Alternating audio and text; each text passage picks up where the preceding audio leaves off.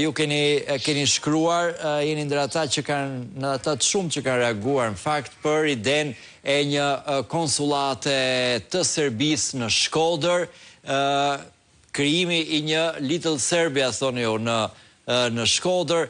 Në fakt, çfarë pune prish një konsulat e Serbisë në Shkodër në këmbim të një konsulate të Shqipërisë në Bujanovac, dhe pse konsiderohet kjo një prishje e shumë ekulibrave, dhe jo vetëm për sot, po dhe për atë çfarë mund të ndodhi në vijim dhe si mund të përdoret një gjë e tillë? Po, pyetja juaj është shumë e vënd, zoti Paruca, por duhet të themi diçka. Po.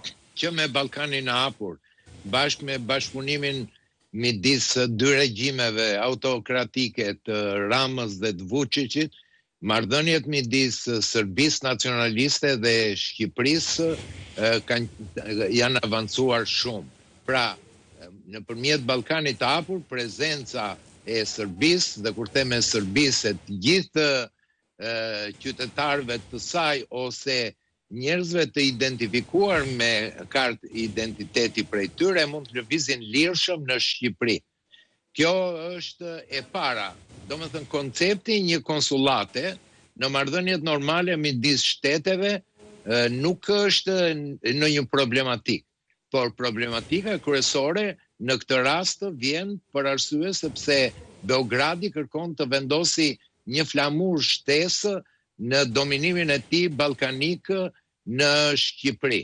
Pra, vendosja dhe rënia dakord në mënyrë kaq të lehtë nga njerëzit që drejtojnë politikën e jashtme, siç është kryeministri dhe ministri i jashtëm, në Shkodër, e cila ka simbolikën e saj. Pse dua të them simbolikën e saj? Së pari, një konsulat që do të mirret me 54 veta që janë me origjinë serbe, nuk është funksionale në kuptimin eksakt të funksionimit të një konsulate e cila është në ndihmë të nevojave të minoritete ose grupime të caktuara në një shtet tjetër. Por dihet që Shkodra ka qenë simbol që në shekullin e 20, në fillimin dhe krijimin e shtetit shqiptar, si pika nevralgjike më kryesore gjeopolitike që fuqitë e mëdha kërkonin që të realizonin 3 qëllime: të largonin Rusinë dhe Serbinë nga kontrolli i Adriatikut, së dyti të krijonin një qendër shqiptare e cila ishte nevralgjike në qarkullimin e gjithë rrugëve të lidhjes midis Malit të Zi, Kosovës, Shqipërisë në brendësitë të Ballkanit.